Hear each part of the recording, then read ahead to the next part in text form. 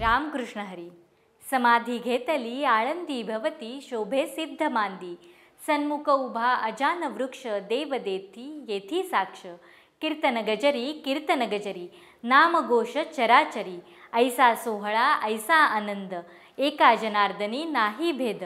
विश्वधर्मी प्राध्यापक डॉक्टर विश्वनाथ दा कराड सरांच्या संकल्पनेतून कीर्तन प्रवचनांच्या सोहळ्याचे आयोजन इंद्रायणीच्या घाटावर करण्यात आले होते.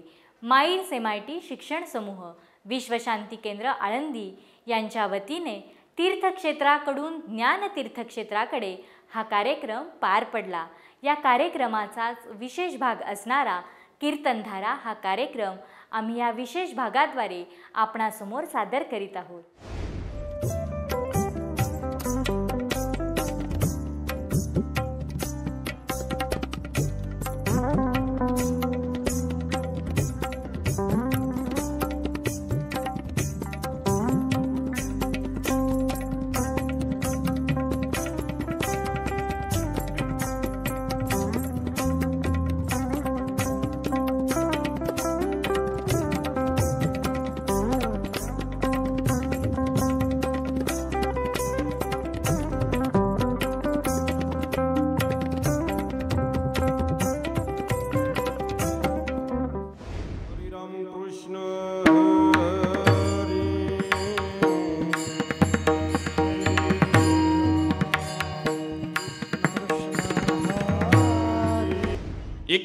टक्के ज्ञान फक्त नेत्र म्हणजे डोळा या एका इंद्रियाने होतो. 19% उरलेली 4 इंद्रिय, एवढं सामर्थ्यवान असलेलं नेत्र इंद्रिय. मग या डोळ्याचा निग्रह करायचा असेल किंवा निग्रह करत असताना डोळे उघडे ठेवून आपण काय करावं याचं महाराज सोपी पद्धत त्याची पद्धत सांगतात.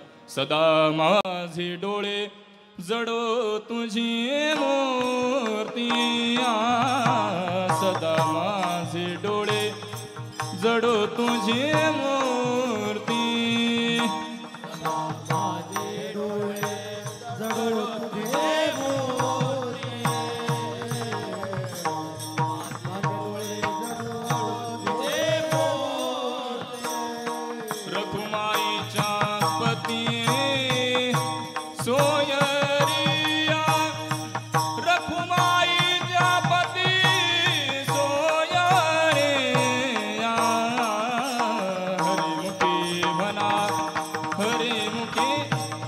तुझे रूप गोड तुझे नाम, गोड तुझे रूप गोड तुझे नाम.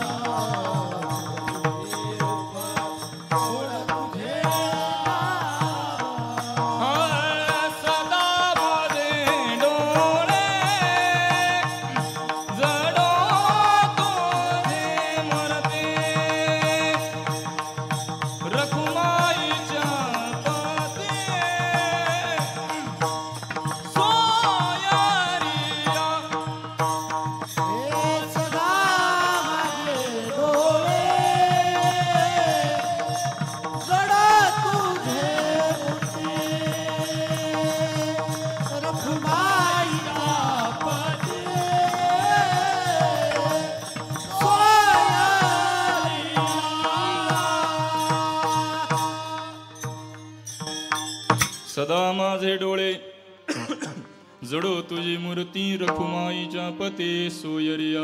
महाराज म्हणतात सदा माझे डोळे जडो तुझी मूर्ती. हा डोळ्याचा निग्रह करण्याची पद्धत आहे.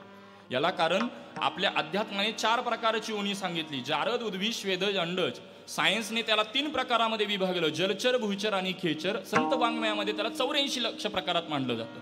कुणी किती का प्रकार मानेना, या देहाला आल्यानंतर नवे आपल्याला काय पाहावं हे ठरवण्याकरता या देहालाच अधिकार आहे. इतर देहामध्ये अधिकार नाही. आणि म्हणून काय पाहावं हे ठरवण्याचा अधिकार तुम्हामांकडे. मग तो निग्रह करण्याची पद्धत कोणती महाराज सांगतात. सदा माझे किंवा डोळे तुम्ही घ्या रे सुख पहा विठोबाचे मुख. हे नेत्र इंद्रियाची निग्रह करण्याची पद्धत आहे. आता श्रोत्रम चक्षु त्वचा. आता स्पर्शन म्हणजे त्वचेचा निग्रह कसा करायचा. वास्तविक वारकरी मंडळींना तुम्हाला त्वचेचा निग्रह करण्याची गरजच नाही. कारण वारीमध्ये किंवा आपण प्रदक्षिणा करताना कशी करतो, पायामध्ये चप्पल न घालता करतो. आता आम्ही कीर्तनकाराला कीर्तनाखाली जर उभा राहतो तर इथं मखमली लागतं, परंतु चालताना लागतं. किंवा वारीमध्ये चालत असताना वारकरी ढेकळामध्येही झोपतो. कारण म्हणजे एसी मध्ये जरी झोपलेला असेल 12 महिने तरी ते उरलेले 20 दिवस तो कसा झोपतो, याला कारण त्वचेचा निग्रह आहे महाराज. वारकरी आपल्याला किंवा वारी आपल्याला शिकवते. काय शिकवते? याच पद्धतीने आपल्याला अनेक बोधवारी करून देते आणि त्यामध्ये आपल्याला ते चिंतन पाहायला मिळेल. त्वचेचा निग्रह करता आला पाहिजे. तद्वत रसना म्हणजे जिभेचा निग्रह कसा करायचा, त्या पद्धतीने नाकाचा निग्रह कसा करायचा, असे पंच ज्ञानेंद्रियाचा विचार आहे.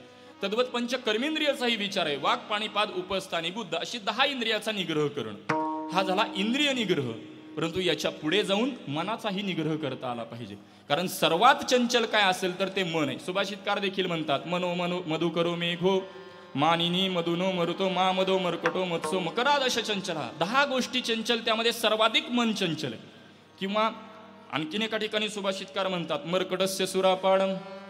नाथ महाराज त्यामध्येच एक ओवी, तोच भाव नाथ महाराज देखील प्रकट करतात. मरकट रूपे चंचल मन त्यासी असत संग मदिरापान कामवृश्चिके दंशिले जाण मग वर्तन यदवा तद्वा.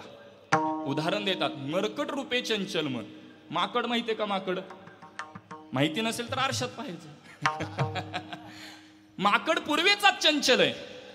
त्यामध्ये त्याला असत संग मदिरापान, त्यामध्ये त्याला मदिरा पाजली. मदिरा कळते का? मद्यपेय. माकड पूर्वेचाच चंचल, त्यामध्ये त्याला मदिरा मद्यपेय पाजलं, तो किती चंचल होईल.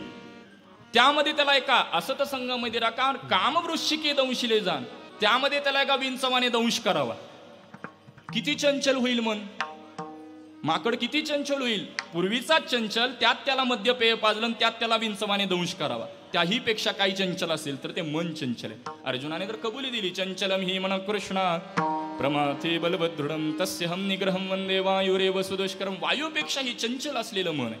मग या मनाला चंचल असलेलं मन स्थिर कसं करायचं, याची सोपी पद्धत जर आपण पाहिली, भगवंताला नुसतं पाहिलं तरी, आता कोठे धावे मन, आता कोठे धावे मन, आता कोठे धावे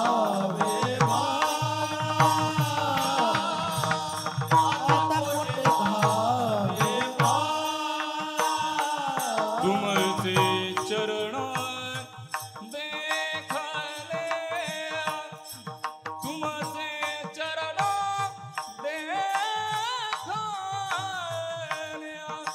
भाग गेला जीन गेला,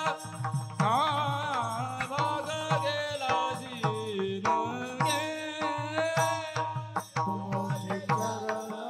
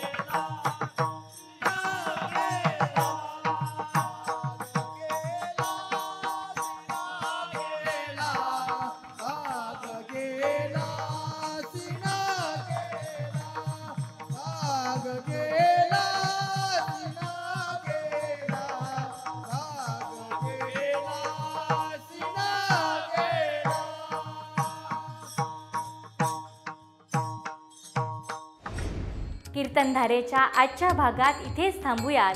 भेटूयात नव्या कीर्तनासह पुढच्या कीर्तनधारेत. तोपर्यंत रामकृष्ण हरी. आता कोठे धावे मन तुमचे चरण देखलिया. महाराज म्हणतात चरण पाहिल्यानंतर मन धावाधाव करेल का? देखिले तुमचे चरण निवांत राहिले मन कासया तेजू प्राण आपुलागे माय. भगवंताचं नुसतं चरण जरी पाहिलं आपलं मन धावाधाव न करता ते स्थिर होतं. हे मन स्थिर करण्याची, मनाचा निग्रह करण्याची पद्धत आहे.